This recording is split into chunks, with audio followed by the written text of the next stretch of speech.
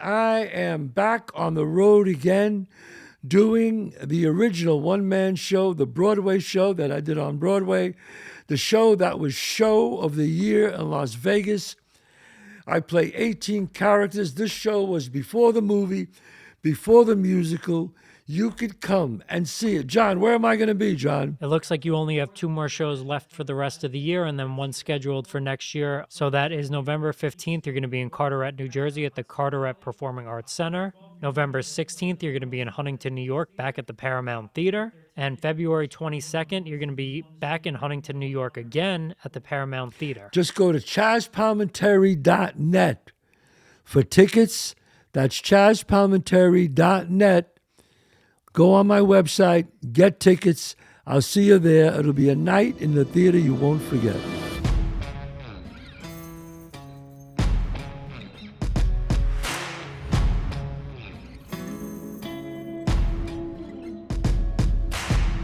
I guess I have to talk about this. I have this question page on my Instagram and Facebook and Twitter and TikTok and everything else. And I ask questions about what people want me to talk about. And, I don't do politics on my show. I don't. I'm not a Republican. I'm not a Democrat. I'm just an independent guy with common sense. And most of all the questions were about, they want me to say my feelings of Charlie Kirk. And I was like, I remember when John, my producer, said to me, I know you don't do things about issues like this, so you don't have to do it. But then he kept saying to me, Jesus, it's like 9 out of 10 questions with that. So I guess I will comment on it. First, I want to say that I disagreed with him about a lot of things. And we did disagree. I didn't know him, never spoke with him, never met him.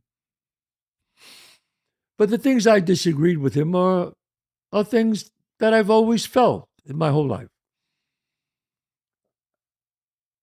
But here's the fascinating thing. Before I talk about this, I want to say that the past 2 days I did a deep dive because I really didn't know too much about him. I knew who he was, what he stood for. But before I speak about somebody, I want to see, is he a racist? Is he all these terrible things that people said? Or is he all these beautiful things that people said? I didn't know. So I said, well, let me look for myself. So since he was assassinated, I said, okay, I'll look. And I looked, and here's what I found. As much as I disagree with him about certain things, I can give you, I never seen him belittle someone or be mean to someone who was gay or trans or who was not a born again Christian. I'm not a born again Christian. I'm a Catholic. So I said, well, I don't see him being mean. In fact, even then I read that he actually hired gay people in his Turning Point organization. But then I saw him speak to some gay people, and he was like, okay, you have the right for that, but he felt differently. And I respect that. Was he ever mean to the trans community? I didn't see all the episodes that he's done, but I didn't see it. He was respectful and thoughtful. I have some of my dearest friends have children who are trans. And I love these kids. I love them. I do. I love them. And I respect them. And I'm happy for them that they're happy. I don't know. Does that make me a bad person? How crazy is that? I just feel that whether you're on the right or left, there's a thing called humanity. I mean, you just can't kill somebody. And what I got from doing a little bit of a deep dive into Charlie Kirk is that he was a man who just wanted discourse, discussion. That's all he wanted. What's so bad about that?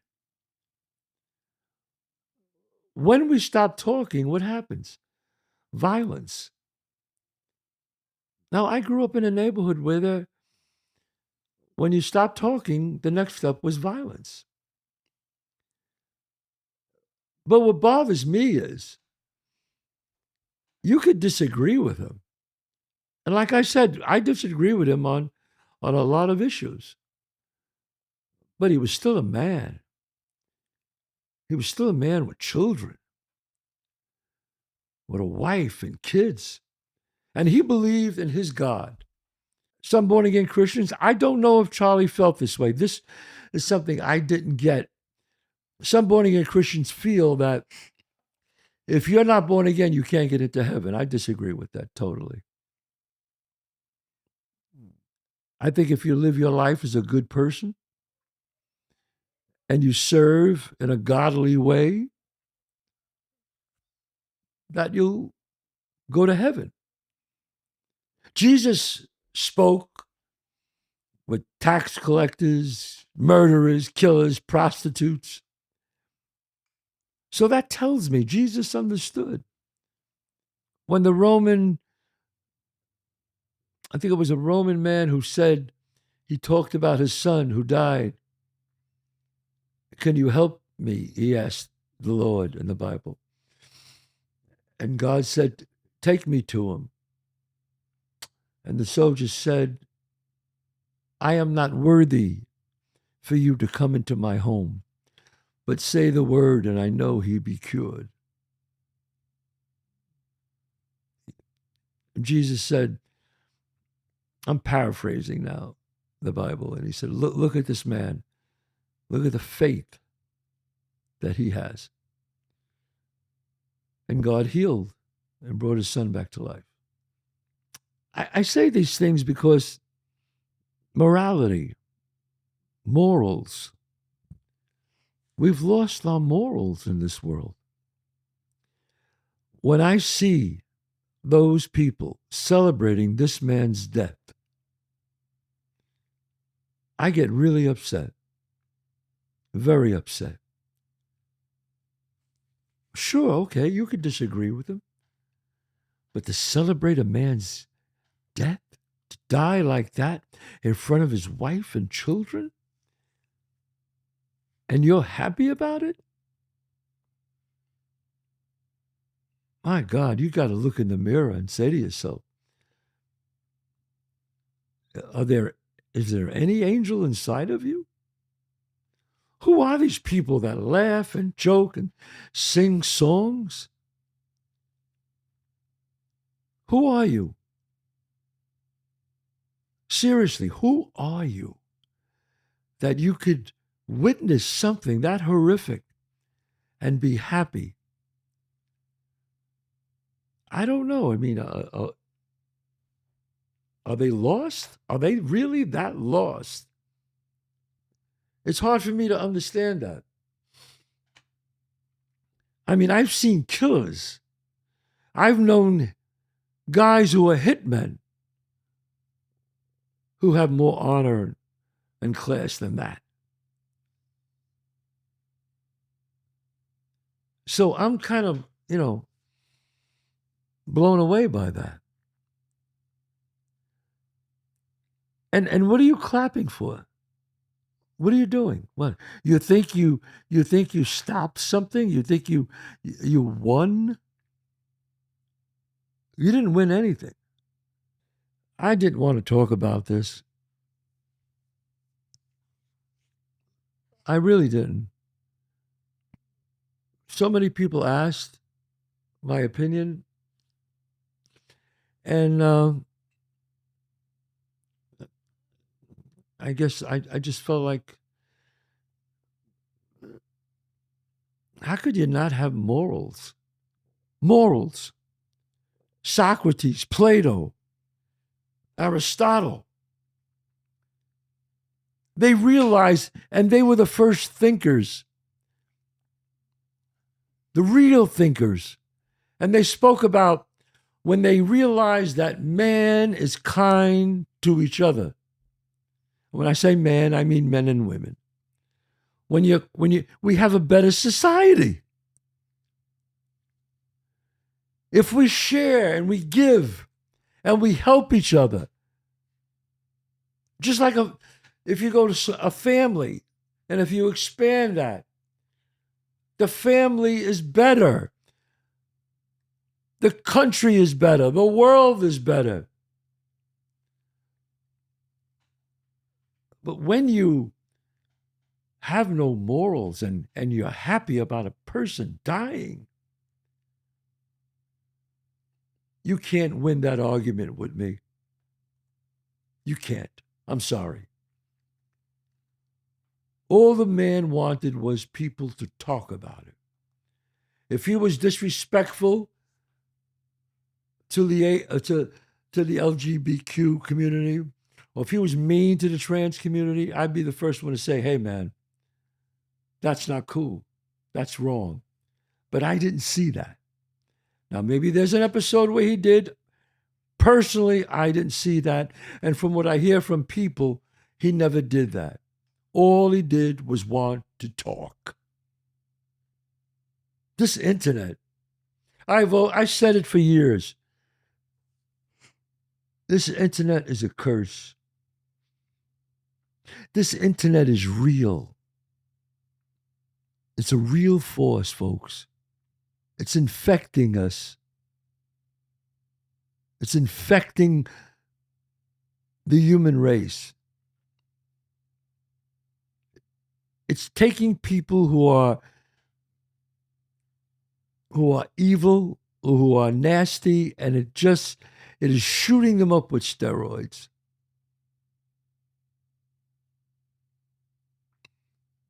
So what the internet does is it takes you, and whatever trait you have, whether it be positive or negative, it amplifies it. And the sad thing is, on Earth, negativity is much stronger than good. I hate to say that, but it is. Because it's easy to be bad. It's hard to be good. I don't even know. I hope I made sense of what I'm saying here. I'm just so upset that a man has to lose his life over this, folks. And we're all saying to each other, we got to turn the temperature down. Turn the temperature down. How could you turn it down when you have people celebrating this man's killing? How could you turn it down? And I've spoken to some people, you know what they said? And what scares me? That it's too late. I hope they're wrong. That it's too late. Some of them want vengeance. Some of them want payback. And this goes out to them. That's not going to make it better. It's not. So where does it end? You tell me, where does it end?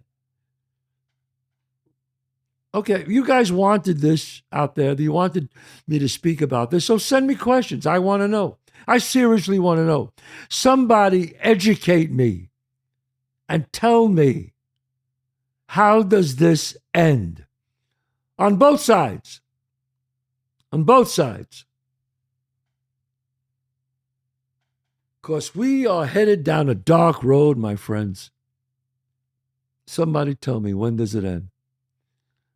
I'm sure people are going to say I'm wrong. I'm sure people are going to say I'm right. I'm sure people are not going to like me for talking about this. Maybe I'm not on anybody's side. I'm on the side of, please, let's try to be civil. Everybody has to turn the temperature down. I know they're saying that. It sounds like a cliche. But what else is the answer? Tell me. What else is the answer? You can't keep calling people Hitler and Nazis and this and that and scum of the earth and taking away your democracy. And the right has to watch what they say. Same thing, too. These people are nuts and crazy. You can't. Because that's the, you know how Hitler, when you compare somebody to Hitler and the Nazis, they made the Jews. I went to Dachau, the camp in Germany. I visited because I wanted to see it. And I walked in and I went to where the gas chambers were, and I sat in this little room, and they had these chairs, but hard chairs, like a wood, where you had to sit on the wood, And I saw a documentary. I saw films. It wasn't documentaries. Films that the Germans took, not the Americans. The Germans took of the actual killing of the Jews. Very difficult to watch. And I talked to some of the people that were running the museum. And I said, how could a human race do that to another human race? I remember saying that to them. And the man said to me, when you hear every day that these people the Jews are bad, they're this, you make them subhuman. That's the only way that you could do this to another person. You don't think they're human. And this is what's happening here. And I'm afraid that's happening here. Beware of what you say. They say words are not violent. Okay. It's not. But it might be step one right to violence. So be careful what you say to each other. Remember that. Because words are your memory for life. Just think about that. When you hear somebody say something that really hurts you, you never forgot that. And just like we talk about each other, you constantly call people evil and this and that on both sides. After a while, when a young boy growing up and hearing that on the internet every day, why are all these killers so young? 22, 23, 24. Because they've been indoctrinated by this. This double-edged sword. That it could be a beautiful thing or it could be an evil thing. It's your choice. Be careful what you say on the internet. Please. Morals. Let's get back to morals. God bless you. Don't forget my restaurants. I got two of the finest Italian restaurants anywhere. In Manhattan, 30 West 46th Street, between 5th and 6th Avenue, and 264 Main Street in White Plains, New York. And please, all you have to do, folks, is mention I watch Chazz Palminteri's podcast. Free desserts for the table. Not just for you. For the table. You got that? That's all you have to do is mention to the waiter, I saw Chazz Palminteri's podcast. I'm a fan of his. I gave orders to everybody at both restaurants. Free desserts, handmade desserts made there at the restaurant, at the table. My wine, Chazz Palminteri Cabernet. A great bottle of wine. A great price. It's the working man's wine, the immigrant wine. $23. Tastes like a $75 bottle of wine. You can pick it up at any Stu Leonard's. Go to your liquor store, tell them to pick it up. They will get it for you. You can also get it, before I tell you that, my cigars. This came out first, me and Paulie DeSilva. This is the flagship model, the very first one. Incredible mild cigar, voted number 8 in the world boutique cigars, cigar enthusiasts. Then we came out with the Cologio. That's what my name is, if they're my grandfather. This is a stronger cigar, the Cologio. Then we're coming out with the Sonny, the most robust cigar of all. As you can see, we have it in red, like Sonny, the character, strong. You can pick up the cigar and the wine if you want to get them online at lcgcigars.com.